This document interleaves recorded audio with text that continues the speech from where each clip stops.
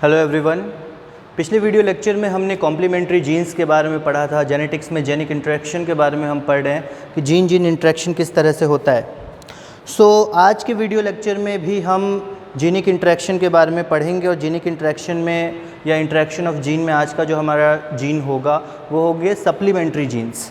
तो supplementary jeans के बारे में हम थोड़ा स्टडी करेंगे।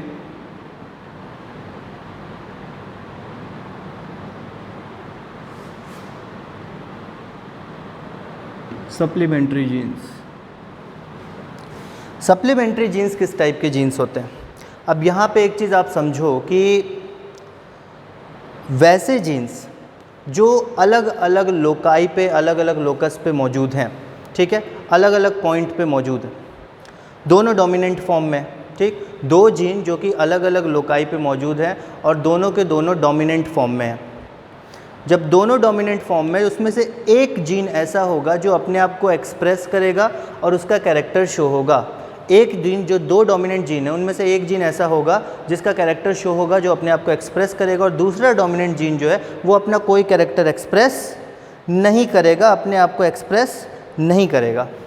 पर जब दोनों साथ में आ जाएंगे तो साथ में मिलने के बाद जो रिज़ल्ट आएगा वो एक टोटली न्यू रिज़ल्ट आएगा, ठीक है। इसको हम बोलते हैं सप्लीमेंट्री जीन्स। जब ये दोनों अलग अलग हैं तो एक जीन जो है वो एक्सप्रेस हो रहा है, दूसरा जीन जो है वो एक्सप्रेस नहीं हो रहा। पर जब दोनों साथ में आ रहे हैं तो एक दूसरे पे प्रभाव डाल रहे हैं, मतलब जो एक्सप्रेस होने वाला जीन है उस पर प्रभाव पड़ रहा है, तभी जाके रिज़ल्ट जो है वो चेंज हो रहा है, ठीक है। इसके बारे में हम थोड़ा सा स्टडी करते हैं कि सप्लीमेंट्री जीन्स जो हैं वो क्या होते हैं।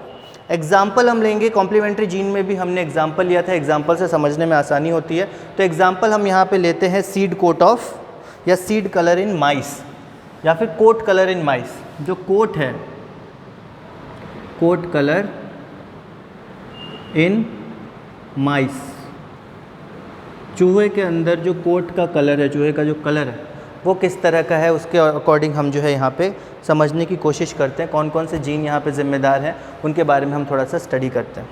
तो कोट कलर इन माइस की अगर हम बात करें तो यहाँ पे कुछ जीन्स जो हैं मौजूद रहते हैं। सबसे पहले बात आती है जीन बी की, कैपिटल बी डोमिनेंट फॉर्म में। ये जो जीन है ये सारे क्या हैं, जीन्स हैं। तो सबसे पहले बात आती है जीन बी की डोमिनेंट फॉर्म में। ये जो है ब्लैक कलर के लिए रिस्पॉन्सिबल होता है। जीन बी जो है कैपिटल बी ब्लैक कलर के लिए रिस्पॉन्सिबल होता है। फिर अगर रेसेसिव बी की बात करें, स्मॉल बी, तो ये कोई भी कलर शो नहीं करता, उसको हम बोलते हैं एल्बाइनो। एल्बाइनो कोई भी कलर शो नहीं करना, ठीक है। अब मैंने बोला सप्लीमेंट्री जीन में भी दो डोमिनेंट जीन होते हैं, तो जीन बी हो गया जो कि ब्लैक कलर के लिए रिस्पॉन्सिबल है।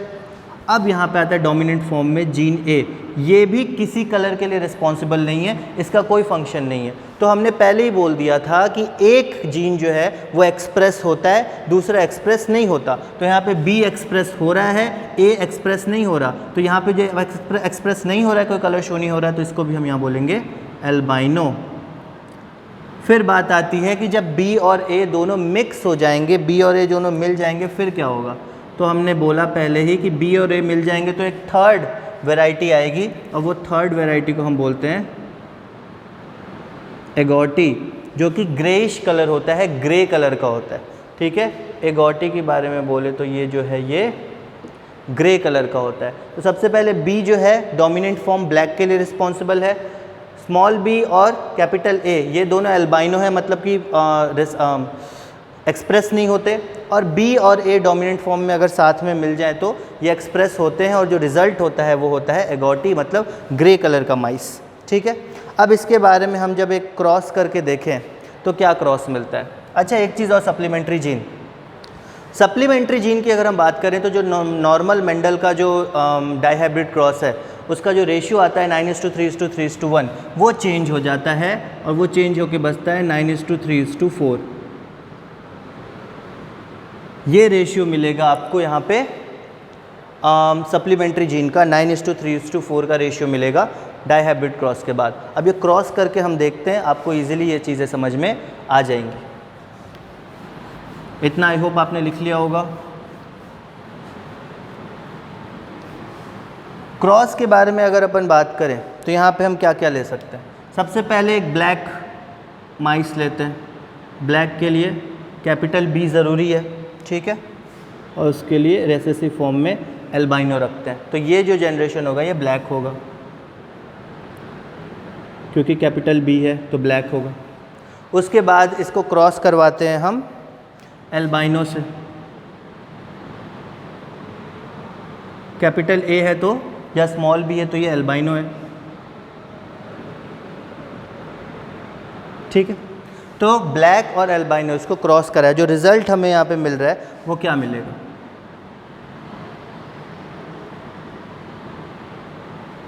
Capital B small B capital A small A, ये आया हमारा रिज़ल्ट। मतलब हमारे F1 जनरेशन में क्रॉस करने के बाद हमें कैपिटल बी भी मिल रहा है, कैपिटल ए भी मिल रहा है, और जहाँ कैपिटल बी और कैपिटल ए साथ में होंगे वहाँ पे जो रिज़ल्ट होगा वो क्या होगा, एगोटी, मतलब कि ग्रे कलर। तो F1 जनरेशन में हमें ग्रे कलर का माइस मिला, ठीक है। ब्लैक को और एल्बाइनो को जब हमने क्रॉस करवाया तो F1 जनरेशन में हमें एगोटी माउस मिला, जहाँ पे कैपिटल बी और कैपिटल ए जीन दोनों थे, दोनों एक दूसरे के लिए सप्लीमेंट्री जीन है और ये दोनों का एक दूसरे पे प्रभाव पड़ रहा है। कैपिटल ए अलग रहे तो उसका कोई प्रभाव नहीं होता, कोई एक्सप्रेशन नहीं होता, पर जब वो बी के साथ मिल जाता है तो वो एक न्यू इंडिविजुअल या न्यू टाइप ऑफ इंडिविजुअल जो है प्रोड्यूस करते हैं, ठीक है। अब इनकी सेल्फिंग कराएंगे हम, अब जो है इनकी सेल्फिंग कराएंगे, खुद इन्हीं को खुद से क्रॉस करवाएंगे, तो क्या रिज़ल्ट हमें मिलेगा, 4 रिज़ल्ट मिलेंगे सेल्फिंग करवाने के बाद। एक रिज़ल्ट हमें मिल सकता है ये दोनों डोमिनेंट फॉर्म में बी और ए, ठीक है। एक रिज़ल्ट हमें मिल सकता है बी डोमिनेंट फॉर्म में ए रेसेसिव फॉर्म में। तीसरा रिज़ल्ट मिल सकता है बी रेसेसिव फॉर्म में ए डोमिनेंट फॉर्म में, और चौथा मिल सकता है जब दोनों के दोनों रेसेसिव फॉर्म में होंगे, ठीक है। अब यहाँ पे क्या क्या है, जब दोनों डोमिनेंट फॉर्म में मौजूद होंगे एक साथ तो रिजल्टेंट क्या होगा, एगोटी होगा, सबको पता है। दोनों डोमिनेंट फॉर्म में प्रेजेंट है, रिजल्ट जो है वो एगोटी है। सिर्फ बी डोमिनेंट फॉर्म में मौजूद है तो ब्लैक, सिर्फ बी अगर डोमिनेंट फॉर्म में मौजूद है तो रिजल्ट होगा ब्लैक।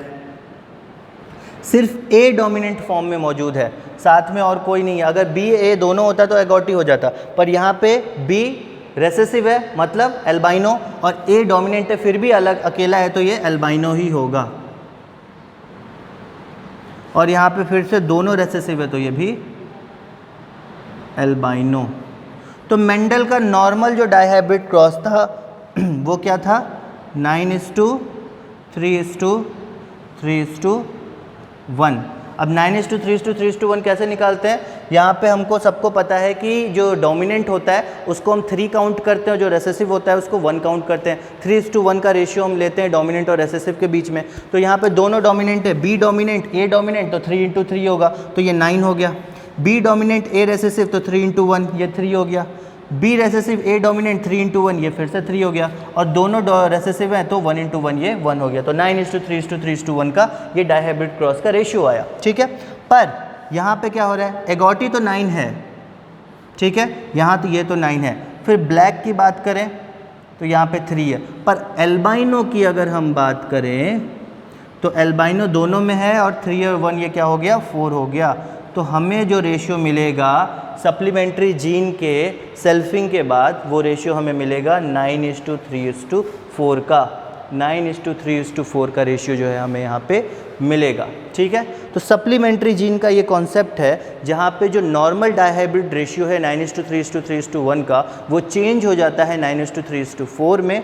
और ये चेंज होने का कारण क्या है कि यहाँ पे थर्ड जनरेशन आता है जो कि 9 इंडिविजुअल्स दे रहा है, ब्लैक 3 दे रहा है, पर यहाँ पे एल्बाइनो जो है 4 है। रेसेसिव फॉर्म आता है तो वहाँ पे एल्बाइनो होगा, चाहे वो कम्प्लीटली रेसेसिव हो चाहे वो सिंगल डोमिनेंट के साथ हो। अगर सिंगल डोमिनेंट वैसा हुआ जो कि एक्सप्रेस नहीं करता है तब भी रिजल्ट जो होगा एल्बाइनो होगा, मतलब पिगमेंट लेस माइस होगा। एल्बाइनो का मतलब क्या हो गया, यहाँ पे पिगमेंट जो है माइस में वो किसी भी प्रकार का पिगमेंट नहीं पाया जाएगा, ठीक। इसका एक और एग्जांपल अगर हम देखें, वो आप खुद सॉल्व करने की कोशिश करना। ये तो समझ में आया कि सप्लीमेंट्री जीन्स क्या है। सप्लीमेंट्री जीन्स में हमने क्या पढ़ा कि दो अलग अलग लोकाई पे मौजूद जो जीन्स होते हैं, भले वो एक ही कैरेक्टर के हों, पर उसमें से एक एक्सप्रेसिव होता है, एक नॉन एक्सप्रेसिव होता है। मतलब एक एक्सप्रेस कर सकता है, एक अपनी कैरेक्टर शो कर सकता है, दूसरा कैरेक्टर शो नहीं करता। तो जो कैरेक्टर शो नहीं करता वो तो अलग रखा हुआ है, पर जब वो दोनों डोमिनेंट मिल जाते हैं तब एक थर्ड प्रोडक्ट जो है वो प्रोड्यूस होता है। जब दोनों मिल जाते हैं तब एक नया प्रोडक्ट जो है वो प्रोड्यूस होता है। इसको हम सप्लीमेंट जीन्स बोलते हैं। अब एक और एग्जाम्पल है, इसको आप सॉल्व करने की कोशिश करना खुद। एक क्रॉस बनाते हैं अपन, एक एग्जाम्पल लेते हैं सॉर्घम का। अभी तो माइस का एग्जाम्पल लिया हमने, अब हम एग्जाम्पल लेते हैं सॉर्घम का।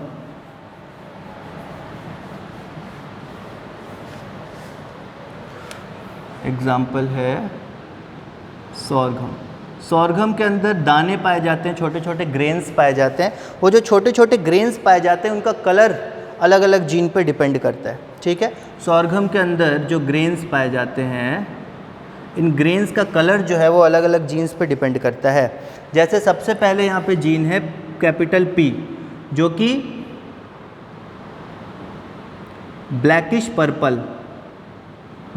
पर्पल कलर देने के लिए रिस्पॉन्सिबल है, कैपिटल P जीन, ठीक। फिर स्मॉल p की बात करें अगर हम, स्मॉल p से ब्राउन कलर प्रोड्यूस होता है, ठीक है। स्मॉल p से ब्राउन कलर प्रोड्यूस होता है। कैपिटल Q के बारे में बात करें, इससे भी ब्राउन कलर प्रोड्यूस होता है। स्मॉल q की बात करें, इससे भी ब्राउन कलर प्रोड्यूस होता है। पर कैपिटल P और कैपिटल Q अगर साथ में मिक्स हो जाए, कैपिटल P और कैपिटल Q जो है दोनों डोमिनेंट साथ में मिक्स हो जाएं, तो यहाँ पे रेडिश पर्पल कलर जो है वो प्रोड्यूस होता है, ठीक है। तो आपको यहाँ पे ये याद रखना है कि जो सॉर्घम है उसके जो दाने हैं उसमें कैपिटल P ब्लैकिश पर्पल के लिए रिस्पॉन्सिबल है, स्मॉल p ब्राउन के लिए रिस्पॉन्सिबल है, कैपिटल Q ब्राउन के लिए रिस्पॉन्सिबल है, स्मॉल q ब्राउन के लिए रिस्पॉन्सिबल है। पर जब कैपिटल Q और कैपिटल P दोनों मिक्स होते हैं, दोनों अटैच होते हैं, तो एक नया इंडिविजुअल या नया ग्रेन नया कलर जो है उत्पन्न करते हैं, दैट इज़ रेडिश पर्पल, ठीक है। अब आपको क्रॉस जो बनाना है वो किस तरह का बनाना है, जैसे हमने पिछले में बनाया वैसे ही। एक आप ले लोगे नॉर्मल ब्लैकिश पर्पल और दूसरा आप लोगे ब्राउन।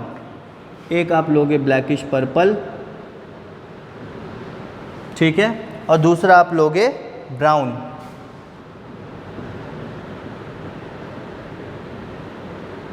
तो ये तो हो गया ब्लैकिश पर्पल,